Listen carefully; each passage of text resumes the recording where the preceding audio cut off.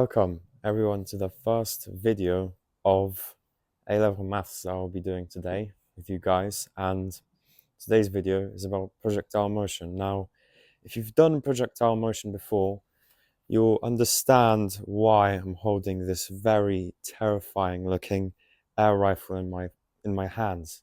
But if you don't know what this air rifle is meant to do, or what it's meant to be used for, then let me show you. Well, the whole idea behind this air rifle is that I will stand a given distance from my target, and I know that this air rifle has enough power to just produce that type of energy to come out of this muzzle and to hit that target over there.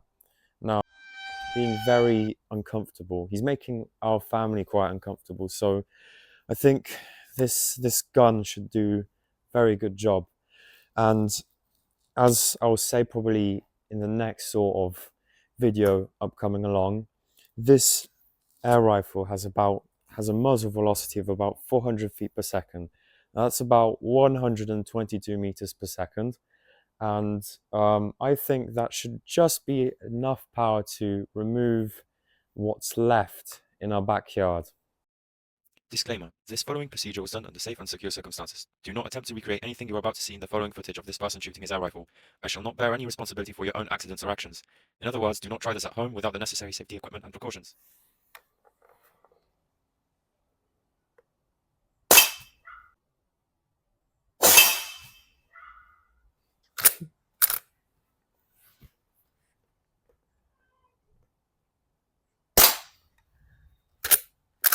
Of my job.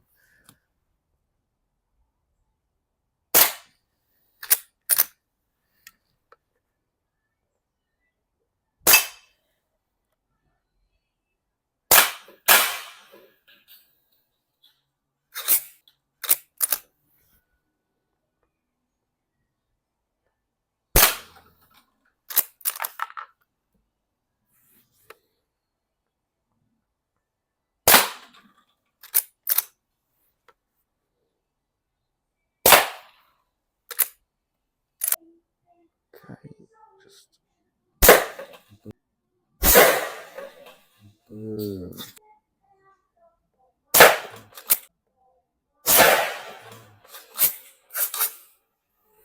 Well, just in case if you didn't get the message, these are just some of the samples that I destroyed, sort of a before and after. And what's really nice is that in some of these images, the lead bullets actually fell into those little bottles, which is actually really cool.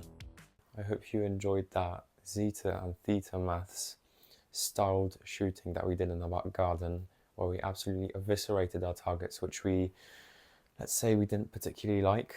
That robber, he left our yard, he was running, he had a really big hole in his head, but it's alright, he should be fine, he'll make it to the hospital in time. Anyway, the whole point is that we're going to replicate what happened in that particular situation that we were demonstrating, because after all, this is zeta and theta maths, and after all, this is projectile motion. Anyway, if you noticed, we sort of had to aim our barrel, or say our rifle, a bit more down on an angle, like sort of like this. It wasn't really straight, because if we were shooting straight, then our target would have just been like right in front of us. But anyway, the whole idea is that it was at an angle. It was, as I said, traveling at 120 meters per second. In the video, I know I said 122, but we don't really like to mess around with nasty numbers, so I just made it 120 because it's just easier to work with. Anyway, the first thing we want to do is we've already drawn our little triangle over here, and that's really nice that we have that triangle, but the whole point is that we're going to assess the vertical and horizontal components of that velocity, because after all, we do know trigonometry. Yes? No? Okay. Well, what a fantastic audience. That's what I'd like to say first. But secondly, we have 120. Knowing our trigonometry, we can just say, okay, well, this has to be cos, because if we do remember our trigonometry, right guys? No? We can say that this is our hypotenuse and this is our opposite. And of course, we're doing this all relative to that 9-degree angle. And if you're asking where did you get that angle from, Zeta and Theta Maths? I got that angle from using 3D Paint. Thanks 3D Paint. Anyway, 120, opposite and hypotenuse, what does that mean? That's a sine. So that's going to be sine 9 degrees because we are opposite of our 9 degrees. And of course, it's going to be in meters per second now. I know what all the physics students are going to say. Well, why don't you write down the correct value in, say, 2 decimal places? Because this is maths. We don't like doing that. We like exact values. And this is what is known as an exact value. And any constant that's related as well can be called an exact value. So pi, e, any other constant, you name it, it's all an exact value. We don't really like saying, say, oh, it was 125.56. It's not, we don't like that. We'll just leave it like this for now. And we'll do the same for this side. This is your adjacent. And the reason why we say it's an adjacent is because it's adjacent to this angle, so it's next to it. Now, if we, again, remember our trigonometry, what we're going to say is 120. And then we're going to say cos 9 degrees.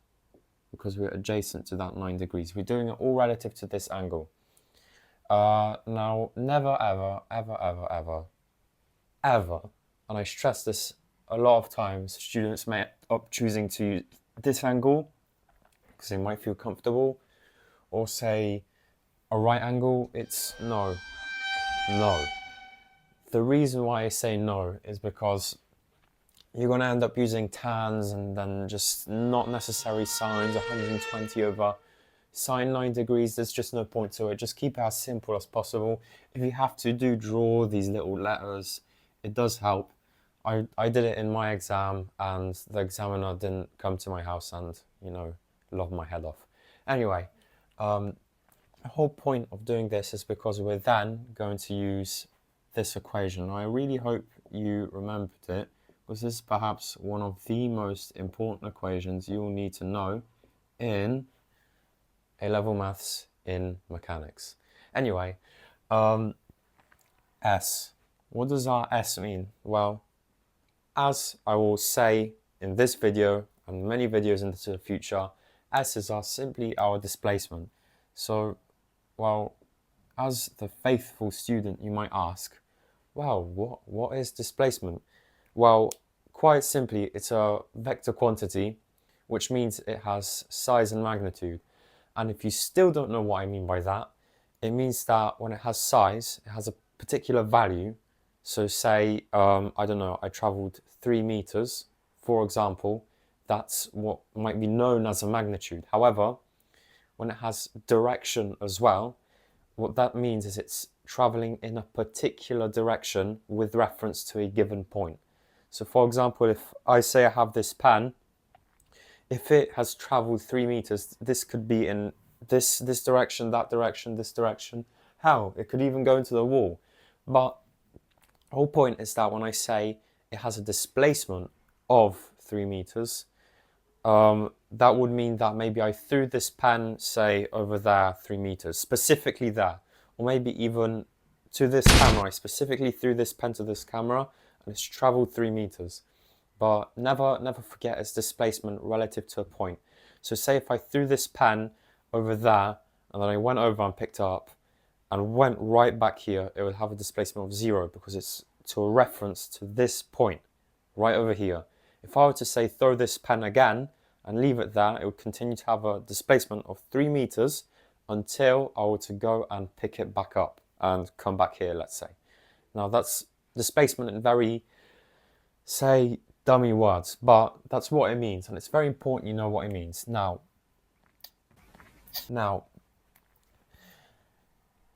what do we have to write here? Well, faithful student, what we write down here is 10. Why 10, you may ask? Well, let's just keep it as 10. I made a silly mistake by putting never put meters in there. We know it's 10, we're working in numbers. 10 because it was about 10 meters away from our little bowl. I know, keyboard warriors, you're going to start writing, oh wow, it wasn't just a bowl, it was 2 bowls, and there was also a man there. Yes, I know there was a man there, thank you. And I know it wasn't exactly 10 meters away, because I know all of you are going to start, oh, yeah, it was actually, I could tell I used my programming device to say it was 11.6. I know, it's all right. I'm doing this for simplicity's sakes, all right? Thank you. Yeah, can I continue? Yeah, thank you. So that's our horizontal.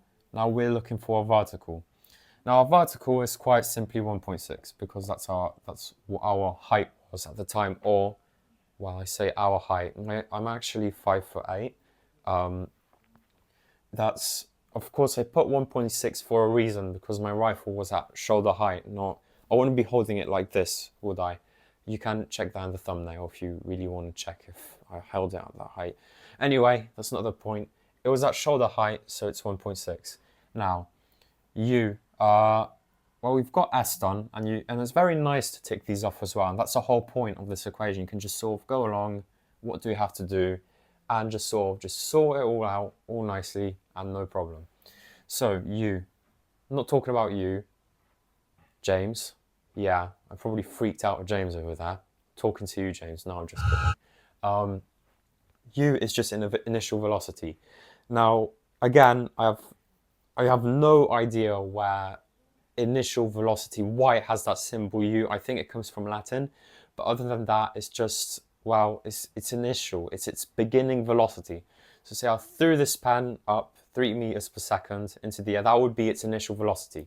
So the sort of, what is its velocity just as it leaves my hand, for example, or just as it's left the muzzle of that gun.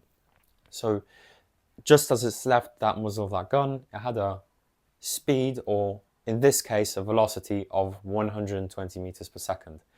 Now it's very important we add in velocity. I made a really silly mistake by saying it's speed, and you should never say speed, it's velocity. It's very important you get that on there. It's very important. So our initial velocity, in this case, we're going to have to analyze both components of vertical and horizontal. So in this case, let's start with horizontal. It's 120 cos 9 degrees. So 120 cos 9 degrees. Now, our vertical, we remember, was 120 sine 9 degrees. Now, let's just plot in our t here, plus a half. Now, a half is just a half. I'm not going to explain what that is. A. Well, our A is just our acceleration. I'm really happy they just left it as A, because, you know, I don't have to really explain why it's A. It's just A. And anyway, when we analyze A, the first thing we want to say is, wow, that rhymed. In our horizontal direction, our A, we take it to be as 0. Now, I know what you all of, again, keyboard warriors, calm down. I know air resistance exists. And that's another sort of negligible factor we must take into consideration, especially if they might ask, oh, well, why is it that why is this model slightly inaccurate? So you might as well say, well, it's negligible to air resistance. And that's a completely valid point, and you can put that any day in your exam if it's a 1 mark error and it's asking you for that. But we always take it as negligible, no air resistance. So in our horizontal direction, we say it's a 0. Now, in our vertical direction, what we like to say is it's G. Now, well, G is very simply just sort of a component for gravity. And gravity is just 9.8 meters per second squared. I'm going to have to again talk to the keyboard warriors. I know it's 9.81. I know all the physics students are probably just shouting at me right now, just saying, please stop, why are you explaining this? I'm explaining this because some students maybe don't really do physics for A-level and might really struggle with this. So just bear with me for a minute. So that's going to be your G. And our G, you have to take into account it might be positive or negative for the matter. So, and then you have a t squared on the end. And again, t is just a term for time. It's measured in seconds. And that's everything that should concern you when it comes to SI units. Now, I'm going to come into SI units in a bit because it's very important that when we take into account SI units, it's always meters, seconds, and so on. So, the whole idea is that now when we take into account sort of time and seconds at whatever, we can take into account that, okay, we've got our vertical and our horizontal. Now, that we have our vertical and horizontal, we can now find our time of flight. And it's actually pretty easy for now because all we have to do is say 10 is equal to 120 cos 9 degrees times by t, but we don't really like to do that. So what we like to do is just maybe remove this for a minute and just put 120t cos 9 degrees.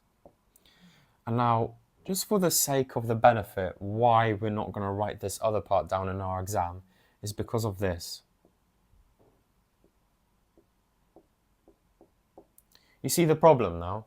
Anything multiplied by 0 really just doesn't want to exist. So what happens is this just ends up cancelling out altogether. Anything multiplied by 0 just, I don't know, it just kills itself. I don't know the term for why it does that, but anything multiplied by 0, for my and your concern, is 0. So this, we can just forget about this part, don't even worry about it. But this is something we do want to get ourselves concerned about. So now we've got this expression over here. All we have to do is just divide through by 120 cos 9 degrees. So if we choose to do that, 120 cos 9 degrees, our time of flight ends up being, let me calculate it. Oh, I know, 0.084, I believe. Now, it isn't that exact answer. By the way, I'm not a mega genius. I did use a calculator before to know what this answer was, but two significant figures because, well, there's just so many zeros and I just like it like that. For now, I'm just going to leave it as two significant figures. So this is our first example, say when we calculate the time of flight. There's nothing really else we can calculate here.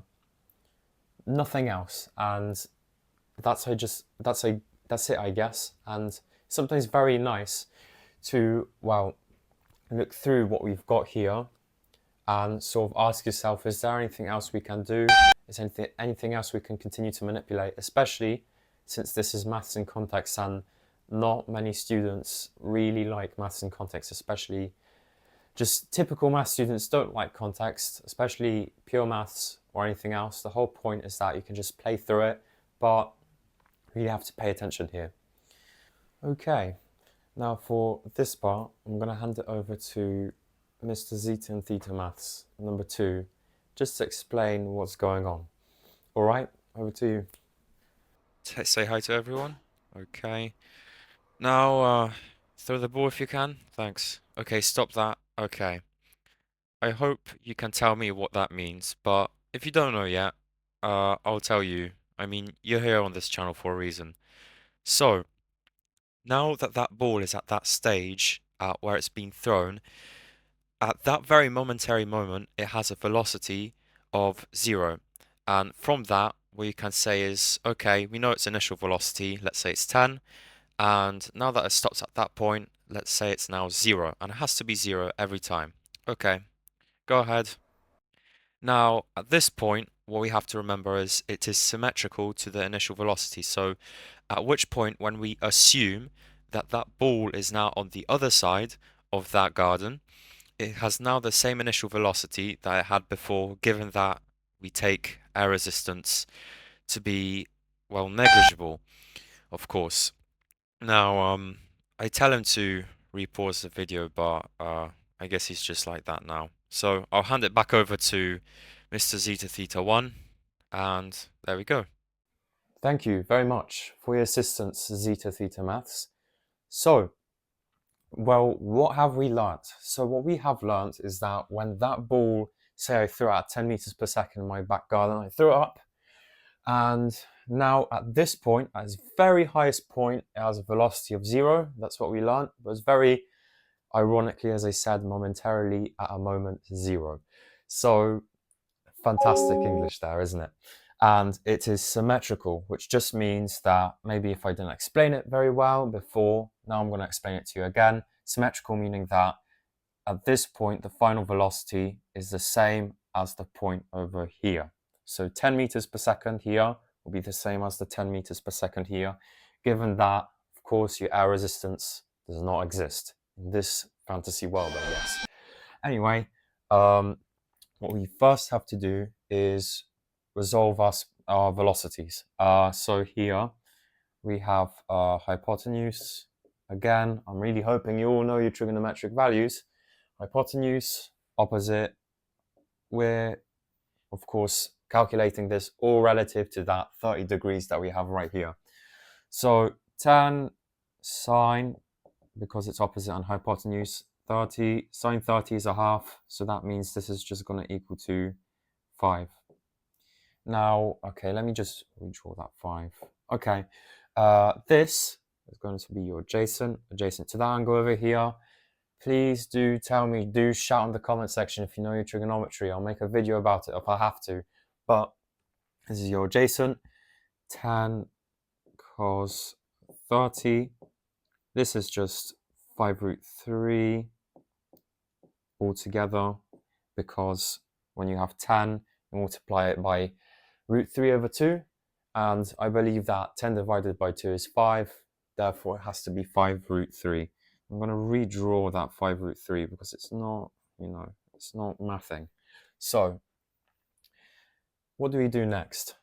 We use a very favorite equation that maybe a particular James doesn't really like now, because I've made that you, him.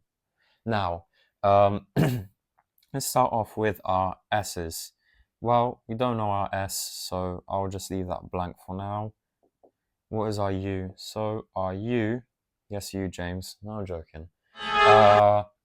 Our U is simply going to be these two values. So given that this is our vertical, it's going to go right down the bottom here, and that's going to be our 5 root 3 down here, plus a half. A, we know it's 0, negligible air resistance. This is going to be G. What a lovely G. Again, of course, watch out when you're doing your calculations. There's no such letter on your calculator named G. This is just simply a value of 9.8. You should know this, and you should know it well. And of course, your D squared. Now, we do have a bit of an issue here, because we've thrown it up into the air, but we don't know the distance it's traveled. But what we can do is find the distance first, and then calculate, of course, what we have to calculate, which is our time of flight. So what we have to take into consideration is, what other equations are there available to use? We have our classic v equals u plus at. Then we have our sort of semi-other classic, which is v squared is equal to u squared plus 2as.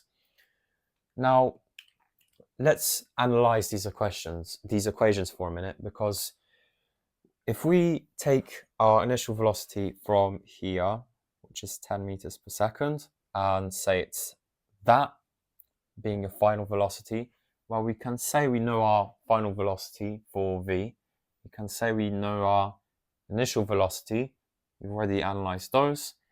Now, acceleration. Yes, we do have our acceleration. Ooh, what's our t? So Now, see how this equation has led us to think about that. That's why I really like this equation, because then we can sort of think about what else we have to do. So this is perfect, because then we can just say v minus u over a is equal to t. I hope you can still rearrange equations. I'm not going to explain why it's like that, why you can have it in this form. But the reason that now you can use this is because 0, u, and a is now available. So let's just scroll right down here. So v, what is our v? It's going to be 0 for both components of velocity. Remember that. It's 0 for both components of velocity. Now, subtract u. What is our u? I'm not going to make that same joke again. 10 cos 30 and 10 sine 30, we do remember, oh look, 5 root 3. Well, 5 root 3 is going to go at the top, like before. 5 is going to go right down here. Subtract that. Now, in this case, we're going to have to be very careful with our signs. Minus. Why is it minus, zeta theta maths? The reason it's a minus is because when I'm throwing that object into the air, what do you think is happening by the time it reaches that 0 point up there at its highest peak? What happens is it's decelerating. So it's slowing down. It's slowing down the velocity. The rate of change of velocity is slowing down. So eventually it comes to that point of 0 up there because it's decelerating. Therefore, it has to be a negative value of gravity in this case. So you have to say minus 9.8. Now, what's really nice is, well, 0 subtract that is just, well, listen, it's just it's negative 5 root 3, negative 5. Now, what you can just do is do pluses, and what should really happen here is a 0 and 9.8. Now, you can choose whether you want to do it in the vertical and horizontal component, but the answer that's really going to be given to you is in the vertical component, so down here. So what's going to happen is you're going to say 5 divided by 9.8 is the time it takes for your ball to travel to this point. Remember that, because it's halfway. So that's the bad news. But the good news is that all you have to do is you just times whatever you've got here as a fraction by 2. Because remember, it's symmetrical, so that's halfway. And then that's multiplying it by 2 just doubles it, so it's then full way. So times that by 2, of course, let's use some logic here. That's going to be 9.8, but I have no idea what that is in my head. So we're going to use our trusty calculator to find out what that is. It's 1.02 seconds. 1.02 seconds. Now, because it was in the air for 1.02 seconds, you can tell that I did not throw that ball into the air for at 10 meters per second at that type of velocity. You know that I didn't throw it at that velocity. And this entire calculation proved it. So this is why this is so useful. You can prove what your anticipations are and what you want to know. So notice that I also didn't calculate the distance. We'll do that right in a moment. I'll just snap my fingers and, all right, I just snapped my fingers. Oh wow, it's all clean. Wow, that was amazing. Well done. All right, so time is 50 over 49. I've simplified it just so I'm not going to be writing 1.02. I've already made this point before. We like exact values because we ain't messing around. So t is equal to 50 over 49. You want to find the final distance that this ball has traveled. So a very obvious thing we're going to have to do again is use this very nice equation. So, all right, I can already tell you that we're looking for Sx, the range of this ball. That's what we're looking for, the range. So Sx is going to equal 2. Now I'm doing this in my head, and it's very important to know that when you're doing this in your head, you want to be very clear with your calculations. So we found out u. We know what u is. So it's actually just 5 root 3, like we mentioned before. I almost forgot that value.